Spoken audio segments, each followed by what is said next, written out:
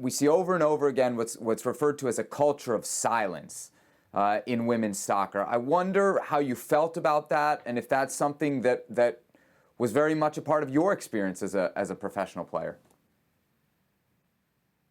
Yeah, well, you saw in the reporting that Meg Linehan did in that incredible article about how they talked about they didn't feel they could complain. They didn't feel they could bring this up because, and this is something in my day, to your point, Sebastian, you know, you felt like, oh, we don't have many chances to have a women's professional league. And so the mantra always was, you should be grateful for this and you should be thankful and you can't screw it up, because then there won't be any more owners out there that will want to come in and support women's soccer. And so you were very cognizant of that. I actually thought things had gotten better. It's very evident that they haven't in that regard, because there still is this pervasive fear that we could be the ones responsible for the end of the league.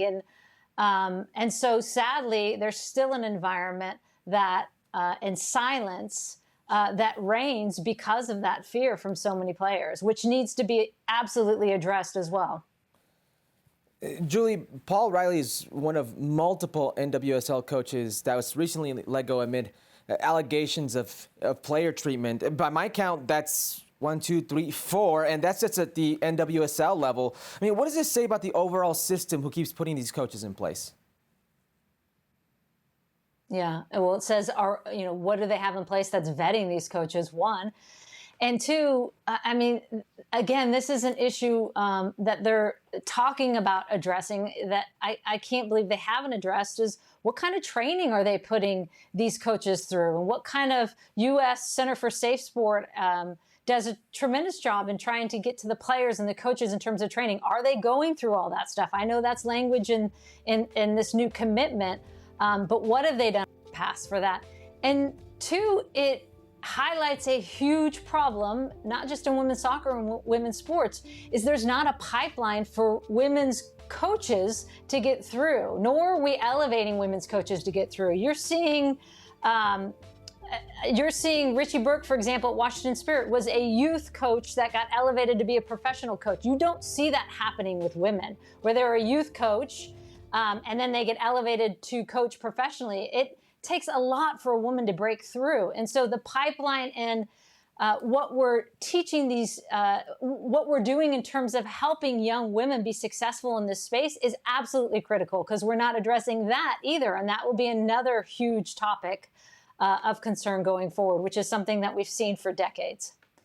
Yeah, Julie, the kind of obvious answer here seems to be just have more women in coaching. But I wonder if you feel like it might go deeper than that. And some of the instances that Herc just mentioned, Washington Spirit with Richie Burke, OL Reign, North Carolina Courage as well with Paul Riley. Each of those hirings, there was a red flag about those coaches, about those male coaches. And those red flags were, if not ignored, at least passed by owners who are males. Is the problem here not just that there's not enough women in coaching, but there's not enough women in front offices, and frankly, there's not enough women owners? Like, the buck has to stop with women. Yeah, and it's something that has been a conversation for so long, Sebastian, as you know, right? And that we have to change the landscape in terms of incentivizing women to actually and people in positions of power to hire women, to get them engaged in this process. Because we have to see women running these professional leagues for sure. That is going to help. But that's not the only answer. I mean, who is the adult in the room in that moment who will stand up and say, this is not right? And this is what we're seeing across so many different sports, across so many different institutions, that they protect the brand over the player. They protect the league or the company over the employee. And that has to change. They have to be bold in the moment to say, this is not right, and we need to step up and stop it.